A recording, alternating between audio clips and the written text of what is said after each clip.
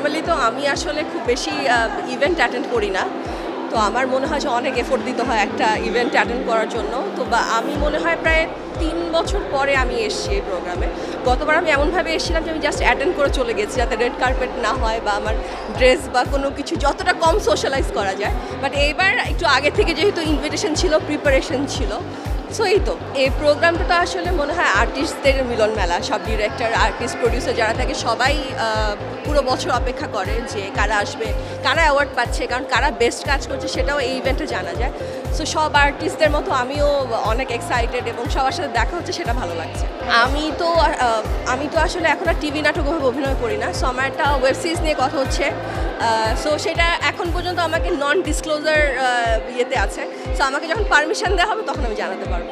দেখেন, অনেক যে শুধু ইভেন্ট চলছে তা না, অনেক এখন অ্যাওয়ার্ড শো হয়, কিন্তু সেটা আসলে কতটুকু অথেন্টিক অ্যান্ড কতটুকু যোগ্য মানুষকে অ্যাওয়ার্ড দেওয়া হয় সেটা নিয়ে আসলে একটু সন্দেহ থাকে।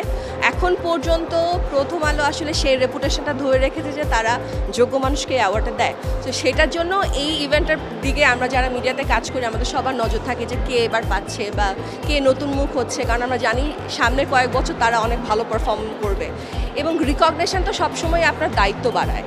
রিকগনিশন দিলে মানুষ এমনিতেও ভাবে যে আচ্ছা, আমি যেহেতু অ্যাওয়ার্ডটা পেয়েছি, নেক্সট আমাকে আরও ভালো কাজ করতে হবে যাতে আমি নিজেকে প্রুভ করতে পারি। যেহেতু প্রথম আলো সেটা মেনটেন করছে, সো ওনাদের আরও অ্যাওয়ার্ড, আরও ক্যাটাগরি বাড়ানো উচিত। বা আমাদের যারা বিহাইন্ড দ্য স্ক্রিন কাজ করে তাদেরকে নিয়ে ওভাবে অ্যাওয়ার্ড দেওয়া হয় না, তাদেরকেও আমার কাছে মনে হয় রিকগনাইজ করা উচিত।